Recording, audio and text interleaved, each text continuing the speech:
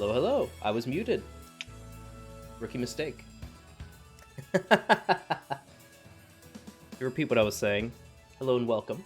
I'm hoping this is going to be a pretty decent series here. So what I'm going to be doing is I'm going to be playing through all of the Spyro Reignited trilogy. Not all today, that would take too long, but over the course of the next few weeks.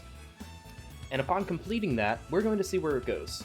Alright, I'm going to have to look into the details of how I would have to do it, but I may play through the rest of the Spyro franchise.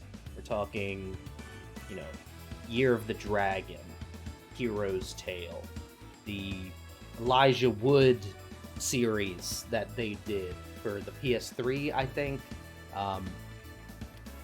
This is, I mean, it has to be my favorite series growing up. It's the first game that I ever borrowed from a Blockbuster growing up. One of the first games that I ever had multiple copies of through the series. Spyro Hero's Tale I used to play with my dad together every single Christmas time for years and years and years. It's a game that I've beaten what feels like a million times. So really, I couldn't be happier with how this is going to turn out. So I say, let's go ahead and get started, shall we? Just gotta click on the screen. That would help. Alright, we're gonna ignore this. This was me testing some stuff out. I couldn't help myself. Let me just make sure that... Oop, no, I don't want to quit the game. Make sure all this is good. Oh, hold up.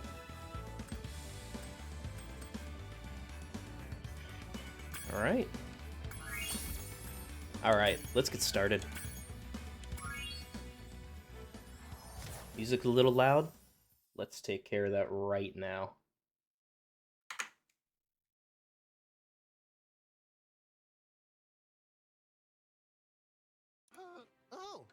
It's been peaceful here in the Five Worlds. We may have to restart that. Apparently, if I click off the screen, it skips the cutscene. I don't want that. No one's gonna know the deep lore. Hey! Jen, how's it going? Just getting the audio fine-tuned here.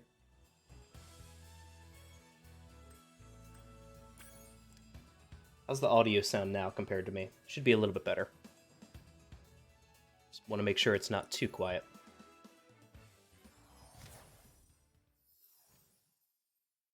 Sounds good. Alright, I'm gonna put the controller down so we can actually see this time. You know what? It wouldn't be me if I didn't screw it up a million times. Hold up. Didn't actually get rid of the save slot. Okay, we're gonna get this. Alright, new game, Spyro the Dragon. Hands off the controller. This time, we're gonna get it. I'm gonna shut up.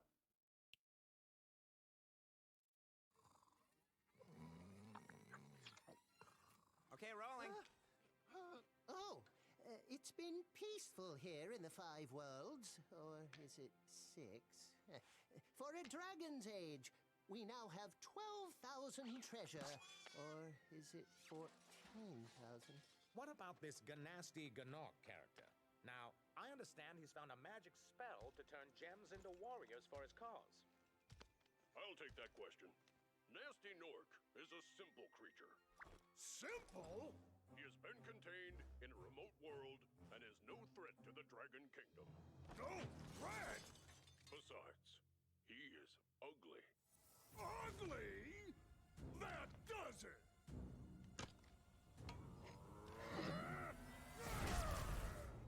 Huh? Looks like I've got some things to do.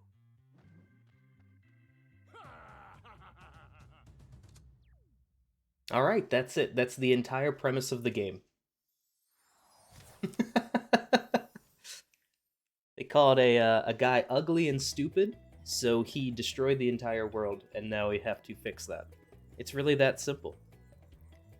I just want to say before we get started, the people, I forget the studio's name, the people who did the remaster of this did just such an amazing job. I haven't actually fully played through this game, but I've seen a decent amount of it, and it's beautiful.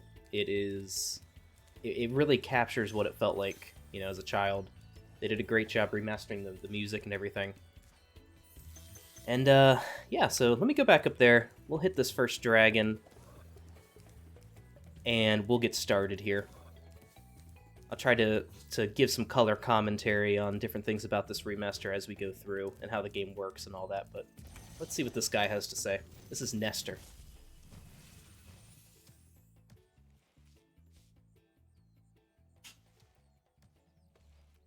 Thank you for releasing me, Spyro. Free 10 dragons in the artisan world, then find the balloonist. He'll transport you to the next world. What about Nasty Nork? I'm going after him. Fair. Find dragons first. That's all I can tell you. I was not given a large enough script to tell you the entire premise of the video game. Alright, so Spyro, we're a tiny little purple dragon. Why are we not the size of any other dragon? I guess because we're a baby. Why are there no other baby dragons? I guess the population hit a cap. I don't know. We have a dragonfly. That really hasn't been covered either. His name is Sparks. He's wonderful. He is the one who's going to help us pick up the gems you see lying around. More about those in a minute. Furthermore, he is also our health. So Sparks will turn different colors depending on what what our HP is. Let me go ahead and demonstrate that real quick. Do these guys even attack me? I don't even know if they do. I don't think they do. I think they're just terrible. Alright, let's see if anybody can attack us. What about this guy? Is he just too scared to attack us? Yeah? Alright, well, I guess we'll cover that later. Admittedly, this first game is not to the difficulty level you would expect for a modern game. In many areas. Some areas, these games, like all older games, they do get pretty intense with their difficulty spikes, but nonetheless, here we are. We can charge. We can charge enemies to deal damage to them. This guy needs to be hit more than once. We can also, where'd it go? As a dragon, we can breathe fire. Breathing fire also deals damage to enemies. Yeah, so I noticed this. I guarantee this is a bug. I noticed this when I was testing. When you hit this guy like once or twice, he just goes into this stance and just floats around, which I thought was pretty funny. Anyway, let's finish him off. That seems to happen every single time. Nest a coin. Alright, so what else do we got here? We can glide. We cannot fly, but we can glide. So if we go up here, charge on up real quick, we can jump off, press X again, and we glide. That's pretty much it. The other games give you some more additional powers. I know in this one you can roll. You can do like some combat rolling. That never comes up. I've never used that effectively. If anything, I've only used it accidentally to roll off a cliff. Where's Nasty Nork? I'll torch him. Fair. Your horns on, Spyro. You have much to learn first. Do you know what the dragonfly following you is doing? His name is Sparks, and he's helping and protecting you. Keep an eye on him and see what I mean. You gotta appreciate in older games where they sort of give you, tell you what's going on, but don't actually tell you, which I thought was pretty interesting. Okay, so the gems. There are different colored gems. They are a collectible in this, and each color represents a different amount. So red is 1, green is 2, blue is 5, yellow is 10, and pink is 25. Also, these sheep that I just brutally murdered, they are known as fodder, and fodder will release butterflies, which are effectively the way you heal Sparks. Sparks starts yellow, becomes blue if you get hit once, green if you get hit again. If you get hit again after that, he goes away. And then if you get hit one more time after that, well then, that's it. You die. We do have lives in this game. If you run out of lives, you do not have to start the entire game over, but you do go to your previous save. It's not really that tragic if that happens, but it can happen. So right now, all I'm doing, I'm kind of just running around in this world. That's a 1-up, by the way. And what we'll be doing is, we'll be 100%ing the game, which means we'll need to find every single gem in every single world, as well as every single dragon Clearly, this is not a speed run, by the way. Honestly, I haven't played through these games in what has to have been 15 plus years now. So I'm really just trying to enjoy them for what they are. Bring back some memories. I still remember a lot, such as this. That's gonna be Sunny Flight. We'll come back to that in a second. Oh, okay. Ah, there you go. There we go. So we can turn, or we can take damage and become blue. Take damage, become green. Take damage, and he's gone. And if he's gone, then we have to pick up the gems ourselves, which is quite annoying. So what I'm gonna do, I'm gonna totally blast these sheep here. Get Sparks back, get him to blue, and then get him to yellow. Simple as that. Alright, before we move anywhere else in this world, let's go ahead and check out the first level, Stonehill.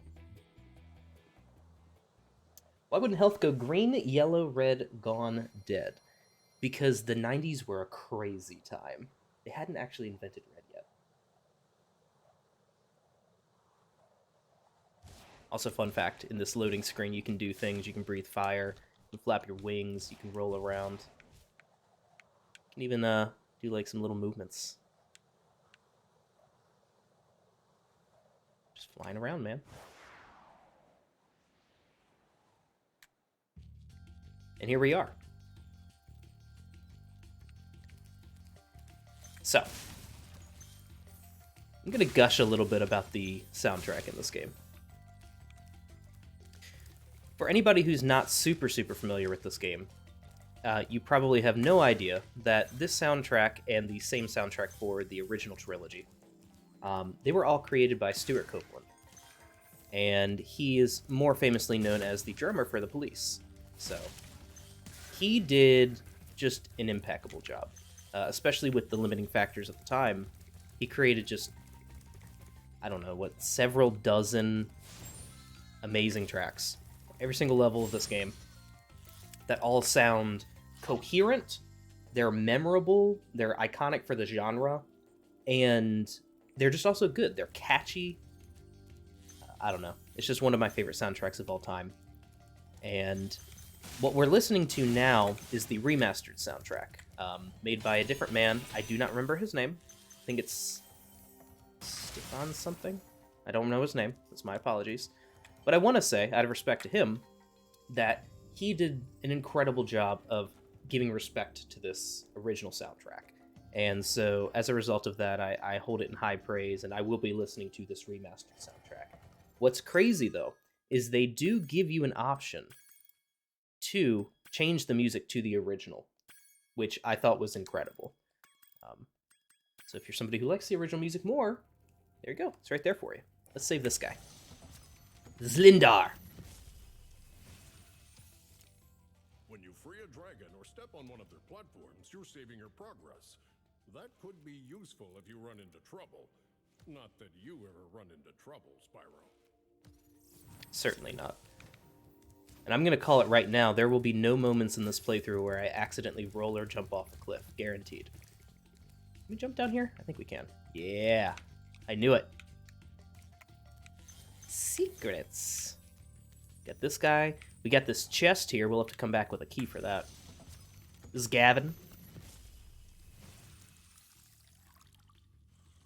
Watch the dragonfly, Spyro. His color indicates his power. When he eats butterflies, he stays strong, like me. Sick tats, bro. Sure. I gotta get me that sleeve.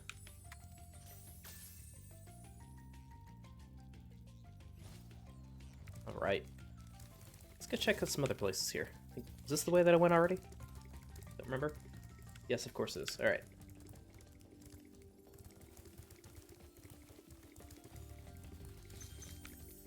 Yeah, so to reiterate, in every single level here, we'll be going around, we'll make sure we want to scavenge every single corner of the map, and make sure we get every single gem, every single dragon, and a lot of these are pretty short levels, like, not even joking, this is the end of the level. You can start here, run through the hallway, and you can be at the end. After you've freed all the dragons, pass through this fancy vortex thingamajigger. It'll Technical take term. you back to the artisan home. But first, let me tell you a story. No thanks. See ya. Spyro is all of us. So obviously we could leave right now, but we're not going to yet. We'll also come back to this area in a sec here. Because I'd rather not do any backtracking if I can help it. And so as a result, we're going to make sure we get every gem we can and every single dragon we can before we leave. You hear that na-na-na-na-na? We're gonna be dealing with him shortly, I assure you. Got lots of rams here. If I could hit them. Accidentally burned a sheep. It happens to the best of us. Couple of shepherds here. Remember, we're still looking for that key for that chest underground while getting the rest of these. I guess I also didn't explicitly mention, but killing enemies also drops gems. And I guess the premise for that, which doesn't make too much sense, but in the beginning they do say that Nasty Newark has access to a spell that transforms gems into creatures, or something to that effect. So I guess the lore here is that none of these creatures existed until Nasty Newark created them. Spyro, my friend, how about a hint on gliding? I would love that. You bet. For the longest glide, press the jump button at the top of your jump, and try pressing the action button to drop down mid-flight. The action button is a lore-rich thing here in the Dragon World. Don't think about it. You may have seen we got that pop-up for all dragons found. That will show up if we find all dragons. As soon as we get all the gems, that will show up as well. And if we get both, then it will say level complete. And that's what we're going to be looking for every level as we go through. Now, early game little hint here. Oh my gosh, you should learn how to glide. Well, look, there's some little red gems over there. Don't you want to glide over there and get them?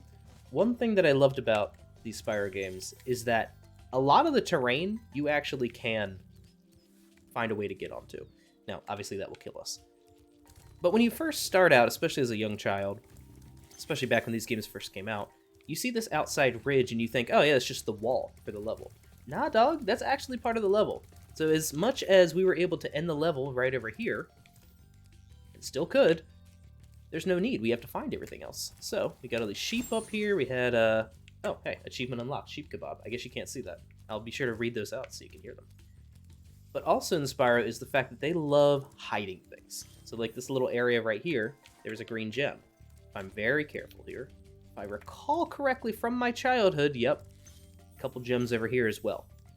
It'd be very hard to find those if you're not really thinking critically about where a developer could hide anything in this game. Can I get up here? All right, so I can't get up here. Invisible wall there. But I would say, with pretty near certainty from my recollection, if there's not an invisible wall preventing you from going somewhere, there's something up there for you to gather. And then this guy. This is an egg thief. We'll be needing to get all the dragon eggs that we can find as well. And I believe in this game they are all held by these egg thieves. It's sort of a minigame where you want to chase them down and hit them, and usually they can be relatively difficult to catch. But you can burn them. Alright. So that's the only dragon egg here. I believe these are, yep, these are the actual world border. What's the lore for those? Don't think about it. Alright, I see some chests over here. Or chest, rather. Let me see here. Another thing, if I recall correctly, yeah. So I just pressed in the left thumbstick. And you can see Spyro's now doing a little spinny spin. And he's pointing in a direction. So one thing that they have in the game is that Sparks can actually point you to gems that you have not yet collected, as sort of a I don't know, just to make it easier, I guess. For me, I tend to avoid using that. I usually do a pretty good job finding them without his help. Thankfully, the maps, especially early on in this game, are not that large. Alright, so I think that's everything up on this ridge. There is still... Oh yeah, one other thing! You may notice in the bottom left-hand corner, there is a mini-map. That is new as of the Reignited Trilogy. So, I thought that was pretty interesting. I have it down there for now because it's novel to me, and I think that's kind of interesting, but if it ends up being a little bit too helpful, I may get rid of it. I don't think mini-maps are really all that necessary in this game, but I do think it's interesting that they added it in as something for people who might have a little bit of a harder time. Alright, so now we're going to grab this key. We found it down here on the beach. Many people may have missed the fact that there was even a beach here you could go down on. Young me realized it once he saw... Oh, my poor face. This shiny, spirally air thing right here. Alright, so we got that key.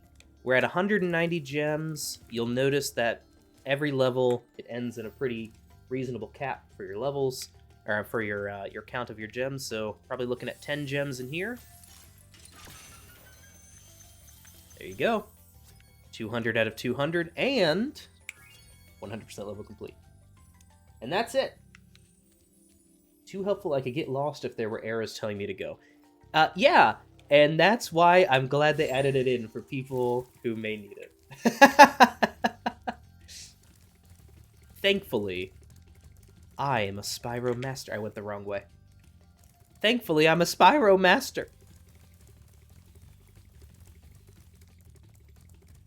Alright. Let's get our little purple butt out of here. And that's that. That's pretty much the premise of the game. We have, I don't know, maybe 20, 25 levels to get through, a few bosses, and we're in a couple different homeworlds also. I guess I didn't really even mention that. We are in the Artisan homeworld, I think it is called. And we have a couple different levels in here. Oh, right. If we hit start and we go to the guidebook, sorry, I'm way into this game. I love this game. Here is our guidebook. So this is also a way for us to track our progress and make sure we're not missing anything, right? So you can see here, here's the Stone Hill world where we just were. You can see all the dragons that we saved there. We got the dragon ink. We got the 200 of 200 gems. Obviously, they already told us what we did there. But like here, you can see we have missed things and what exactly we have missed. We get a nice percentage thing there. And also, they have this, the skill skill point page. This is new as of the remaster. As a kid, I would just try to get skill points, and I also think they added more, by the way. And you kind of just had to find them, as far as I'm aware, at least. So this is kind of cool. Maybe we'll also, before we end this game, we'll try to get all of these as well. So Stone Hill, burn the hidden pink tulip. Hold up. Actually, another thing, I think you can, yeah, they also allow you to fast travel between worlds.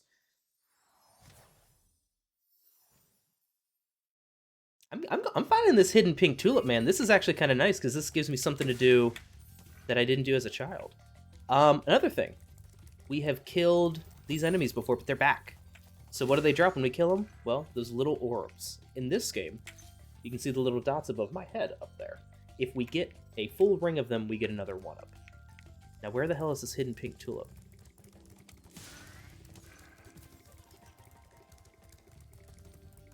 I'm determined now.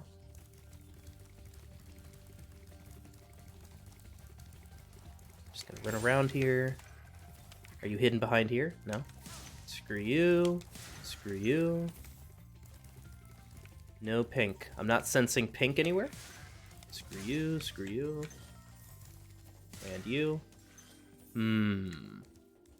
Let's go check up on that ridge again.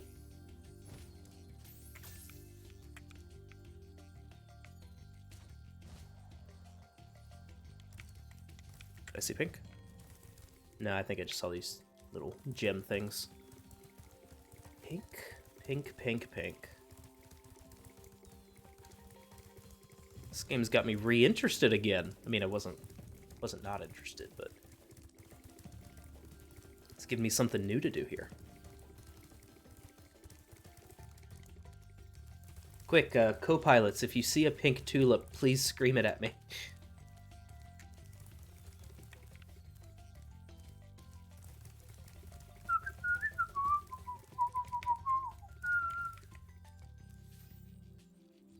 Are those pink? No, they're orange. They're also not tulips.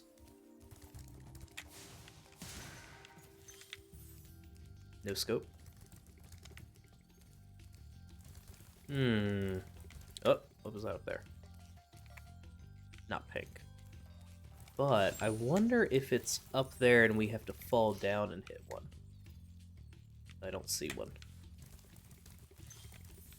Probably already went this way. Yeah, we did. Hey, thank you, Minimap.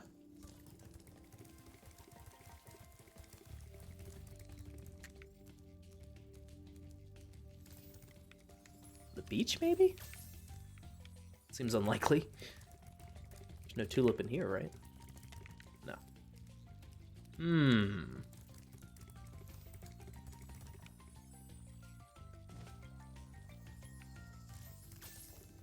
This is hidden.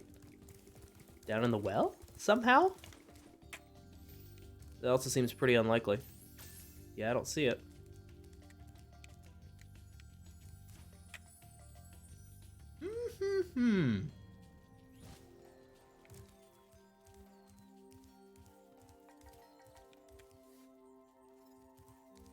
I believe we went in here and there was no flower in here, right? Correct. Interesting. I feel like I've scoured most of the map.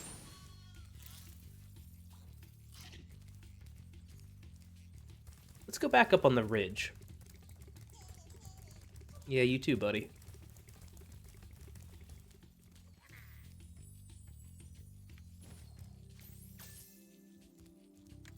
See anything off in the distance here? Oh, wait. I think those are just orange flowers.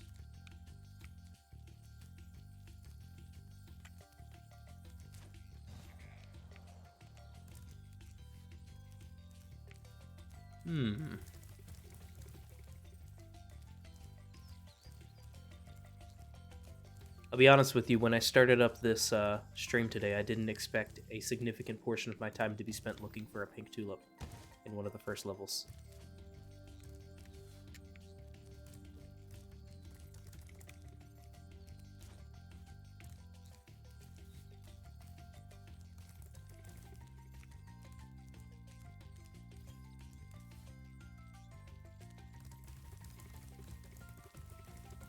We're gonna find this.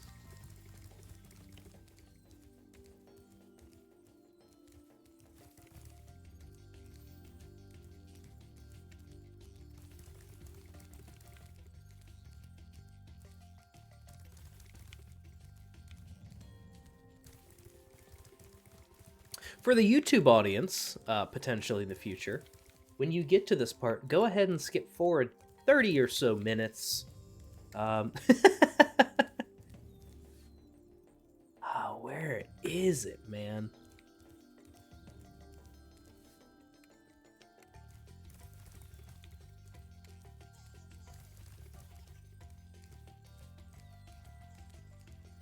Over here?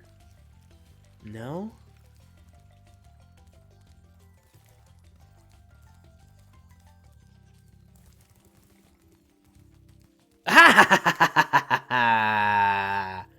Sneaky. All right. Now let's get out of here.